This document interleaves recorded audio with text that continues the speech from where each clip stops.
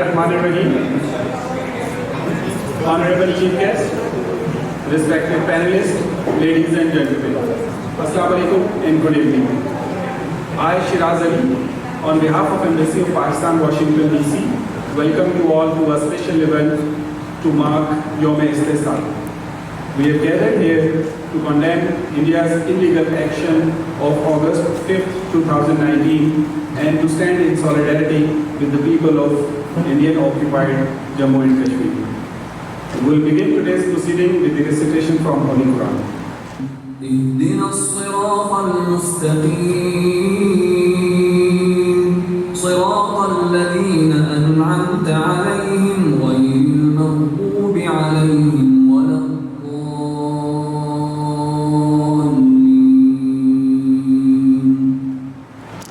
Bismillahirrahmanirrahim. Message from Dr. President of the Islamic Republic of Pakistan on the opinion of Youm-e-Istehsal, 5th August 2021, and I quote: On 5 August 2019, India, yet again, in violation of international law and norms, undertook illegal and unilateral actions in the Indian illegally occupied Jammu and Kashmir to further perpetuate its occupation. Through these actions, India tried to change the demographic structure of the occupied territory and eliminate the distinct identity of the Kashmiri people in violation of UN Charter and international law, including the 4th Geneva Convention.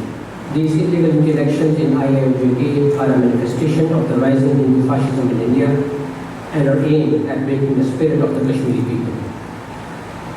These steps were also forcefully rejected by Pakistan, the Kashmiris, and the international community.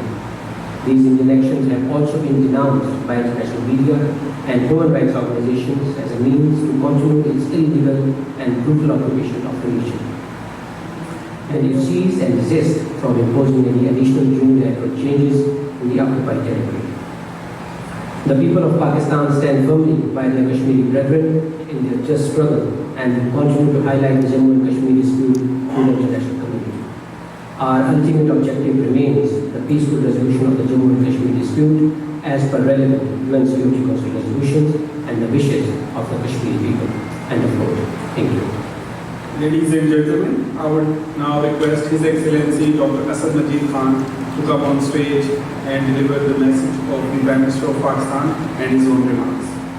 Assalamu alaikum, a very good evening to you all.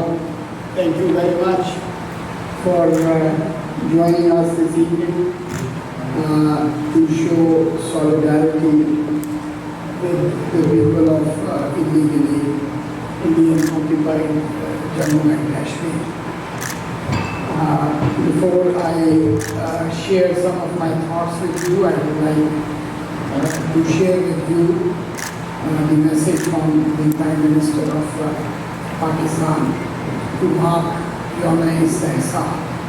And I quote: Today marks 2 years since India's illegal and unilateral actions of 5 August 2019 in Indian illegally occupied Jammu and Kashmir. All the unilateral and illegal actions taken by India and IIOJK from the outset, the measures initiated on and after August 5, 2019, and any additional unilateral changes that India may introduce in the future are violations of international law, including the Security Council resolutions and the 4th Geneva Convention, and ipso facto null and void in the occupied Kashmir. So I really want to thank you all. I always make it a point. Unfortunate fact is that today is the second year. And some of our worst fears and apprehensions, unfortunately, have come true. And those of you who would recall what we used to point out when this actually happened, that the whole scheme is essentially devised to change and alter the demographics in Kashmir, and that is precisely what we are seeing happening through these actions to annex a territory that was already actually occupied. So I'll stop here. I thank you once again for joining us this evening and look forward to the presentations by our distinguished panel of speakers. Thank you very much, and assalamu. Ladies and gentlemen, we have also received a message from the President of Azad, Jammu and Kashmir, Mr. Khan, who will be playing that video message, followed by a documentary, a short brief documentary highlighting the status of the dispute and the Indian illegal action and oppression in Indian illegally occupied Jammu and Kashmir. 2 years ago. The siege continues, lockdowns continue, the killings continue. In the past 2 years, nearly 4 million Hindus from India have been illegally settled in the occupied territory. Kashmiri's land and livelihoods are being robbed and grabbed by the occupiers. Young men are being gunned down every day. In the 18th century, your people secured the blessings of liberty. Today, Kashmiris are seeking liberty.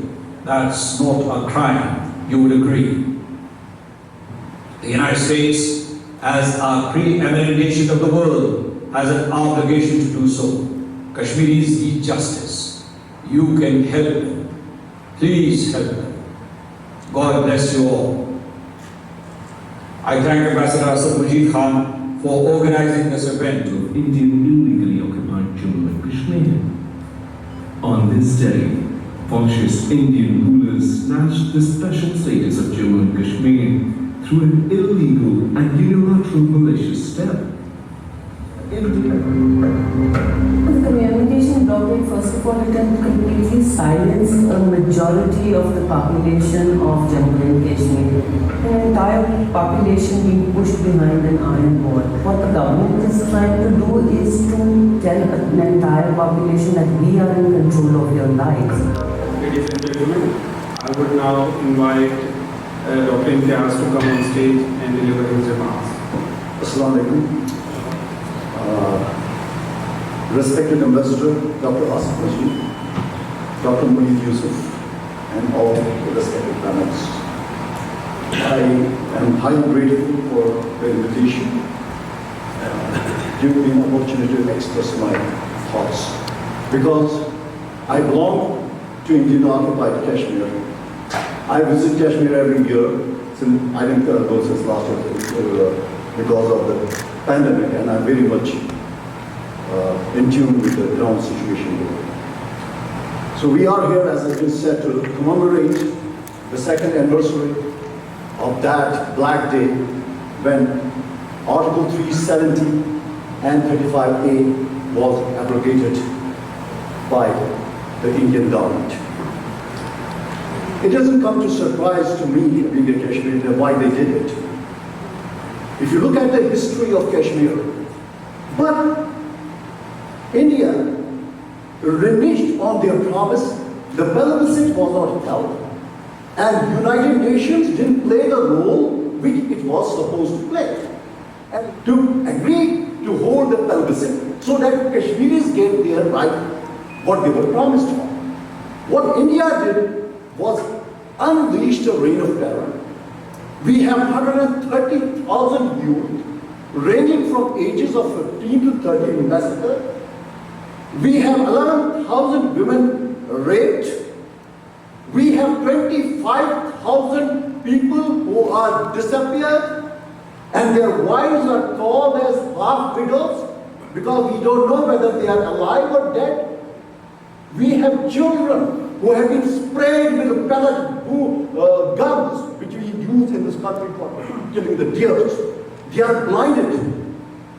We have mass graves, not discovered by any Indian or any Pakistani representative, by an Indian named as Angana Chatterjee. What to talk of reprimanding India? They don't even repudiate them. They can get away with it. Solve the Kashmir issue. They start the talks at low level, at low, at the lower, bureaucrats, and then let us go then to the level of foreign minister. When the talks are taking place, there's a bomb blast somewhere, and they basically accuse ISI or Pakistani establishment for that. A senator issued a statement, or congressman issuing a statement, will not do that.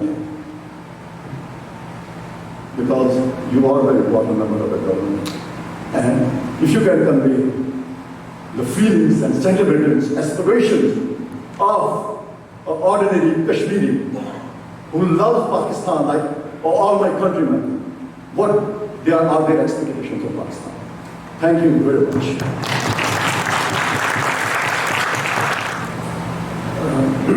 Ladies and gentlemen, I would now request Ms. Danielle Khan to come on stage and deliver her remarks.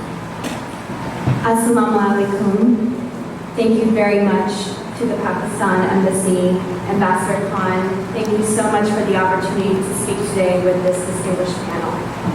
It is truly an honor and pleasure to be with all of you and share solidarity for the Kashmiri people.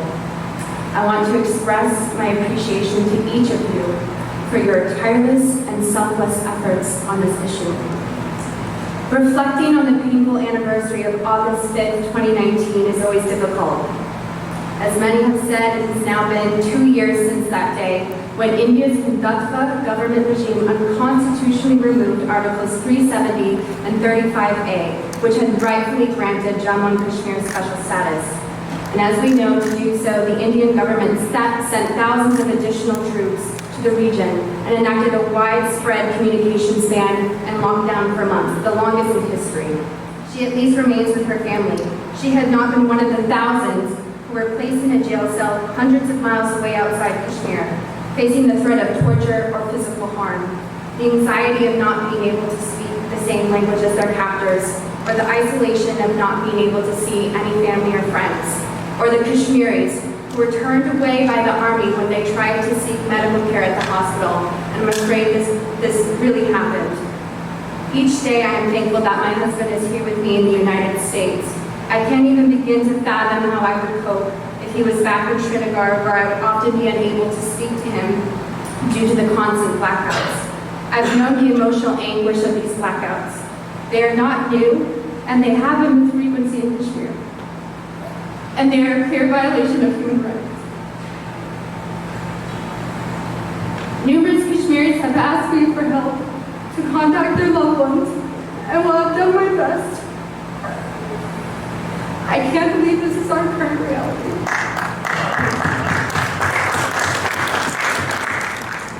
I apologize for getting emotional, but as the fellow speaker said, it's very difficult not to get emotional when speaking about this. I wrote that back in 2019, and we all know that the ground situation has worsened since. My husband is actually back home in Indian-occupied Kashmir right now. He was there for less than 24 hours. Less than 24 hours before he was stopped and harassed by the Indian Army. Why are you out so late, they said. When he said he was visiting from the US, where he now lives, they suddenly shifted their tune. They wanted to shake his hand, as if he was a celebrity. I believe there are 3 things that we must do, and we must do now, as we are already well behind in our efforts in comparison to the Indian government tactics, as evidenced by their sham of a meeting at the Capitol Hill Hotel and the disinformation campaign, the ridiculous disinformation campaigns. Inshallah. Thank you very much. Ladies and gentlemen, I would now invite our next guest speaker, Col Wes Martin, who is a political analyst and human rights activist. Col Wes Martin, please.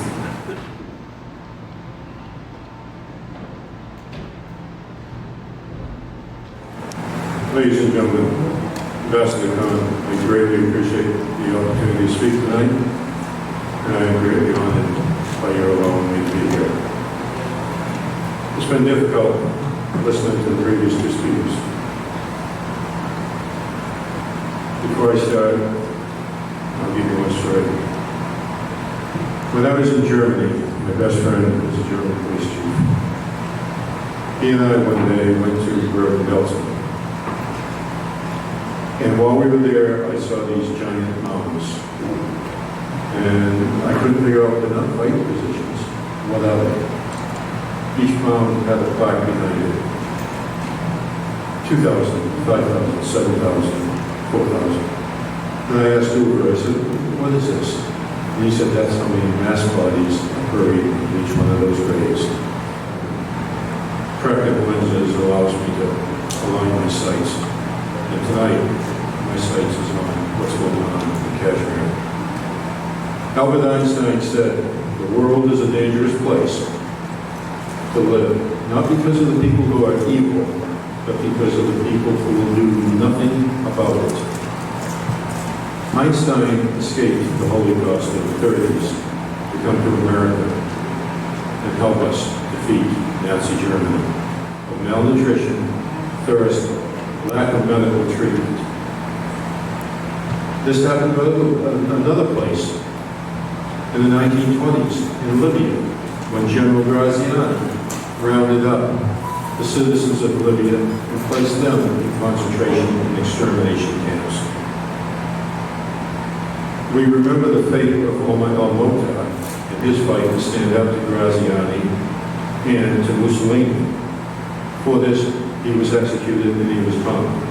Today, 100 years later, we honor Omar al-Mokhtar for his fine fight and his standing up for the principles. The citizens of Jammu and Kashmir cannot wait 100 years, they cannot wait a year, they cannot wait a week for the West to come to their aid and do something about this. They are dying every day. And that brigade was ineffective. The United States, they only sent half a dozen armored vehicles to help the United Nations. We have to take more aggressive action than just words. Words did not bring an end to Adolf Hitler. The British and American steel brought an end to Adolf Hitler. We need to take aggressive action. I'm not saying go to war and put steel on India, but we can certainly take more aggressive action than just sitting idle. Antonio Guterres, as I said, you need to send people into Kashmir right now. Send in a peacekeeping force. Had one reinforced U.S. brigade gone in to Rwanda, that would have stopped a lot sooner than it did. As an American, I have to ask, where is the United States? It's doing the same thing it did in the 1930s. Even the British Prime Minister, Neville Chamberlain, was happy when he came back from Munich and told his country, we have achieved peace in our time. There was no peace. Within a decade, we found out. Let me put this in another way, in the words of Abraham Lincoln. You cannot escape the responsibility of tomorrow by evading it today. Ladies and gentlemen, I thank you for your time, and I close with one set of comments. America is based upon four freedoms: the freedom of religion, the freedom of speech, the freedom from want, the freedom from fear. We have pushed throughout the world our belief in those four freedoms. Now we need to do the same thing with the Kashmiri people, the Kashmiri region. Let them have freedom of religion, freedom of speech, freedom from want, and freedom of fear. Ladies and gentlemen, I thank you. Ladies and gentlemen, I would now request our Honorable Chief Guest, Dr.Moeed Yusuf, National Security Advisor of Pakistan, to come on stage and deliver his keynote address.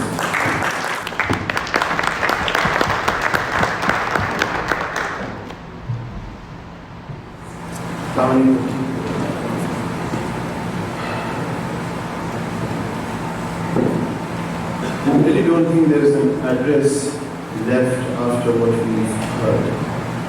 Nothing I say can better what has been said. We can't, I at least, no matter how hard I try, can feel what Imtiaz and you said before me.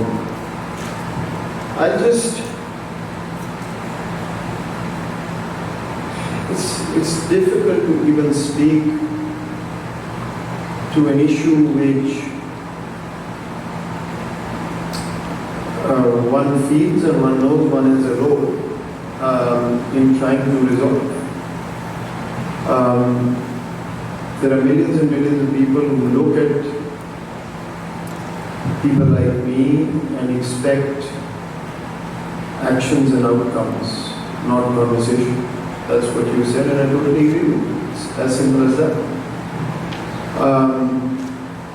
For much of my life, professional life, I studied these issues on paper, wrote about them.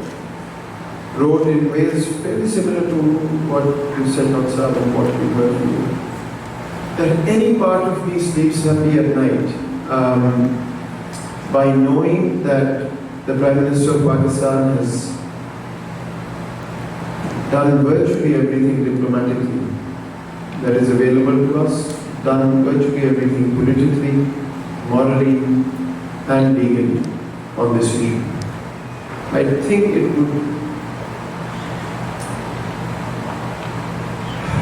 is important to recognize that these processes are not overnight. That's the toughest part of this. So one can rightly say, and I commend what I've heard, speaking is not enough. Absolutely, it's not enough for us. But what you have to do in this very unfair world when it comes to oppressed people is build brick by brick to the point where there is no opportunity left for the oppressor, the occupier, the barbaric power that we are dealing with, but to give up. That's the journey. It's a very, very difficult one.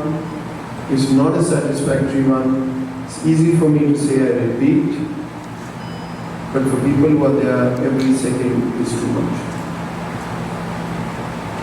I would like to remind everybody and through you to the American community who you are engaged with and talk to. There is a place called Azad Jammu and Kashmir and there is a place called Pakistan. Why is it that Pakistan continues to say anybody and everybody who wants to come is welcome to come and see what is happening there? We'll go to any and every length for Kashmir. Why is the Prime Minister of Pakistan going to IIOJK and saying, even after we get you the right of self-determination, you will decide what you want? That's the level of confidence. You say that martyrs are buried in Pakistani flags. That's the level of confidence we have in your thinking about who you want to be as Kashmiris. This is a bond that will never break. I want to emphasize there is no door that has been left unlocked or will not be knocked going forward. But sir, the international community that you talk about has not done what it's supposed to do. This is not a fair world. And the traction that this issue should get, it has not gotten despite our best efforts. The answer is not to look the other way. The answer is certainly never to feel despondent. That this is exactly the mistake that is now the beginning of the end, which is the right of self-determination for Kashmiris and for them to decide their future. And the answer to that, we also know. Once again, I thank you, but I thank you with a very heavy heart. I want to commend what I heard before this. I want to tell you we're spending day and night, and the bricks are building to become a wall. Thank you so much.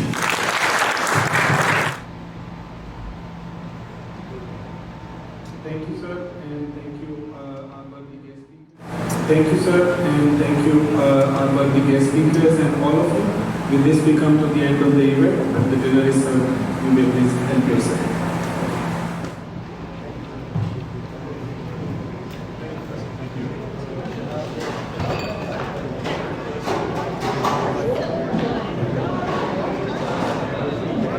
मेरा नाम आयशा खान है और आज हम लोग Pakistan embassy में एक event के लिए सब लोग यहाँ पे आए हुए हैं एम्बेसडर की इनविटेशन पे यहाँ पे कश्मीर का योम-ए-इस्तेहसाल मनाया जा रहा है और ये मैसेज हम देना चाहते हैं कि कश्मीर के साथ हम सब हैं और जो हमारे बहन भाई कश्मीरी हैं उनके ऊपर जो जुल्म हो रहा है हम उनके साथ हैं इस जुल्म में, क्योंकि ये इशू जो है ये इंसानियत का इशू है और हम सब लोग पाकिस्तान के साथ मिल के इस इशू पे काम कर रहे हैं और मुझे पाकिस्तान प्राइम मिनिस्टर से बहुत हाई होप्स हैं कि वो कश्मीरी आवाम को इंसाफ दिलाएंगे और इस जबर से उनको मुश्किल से उनको निकालेंगे।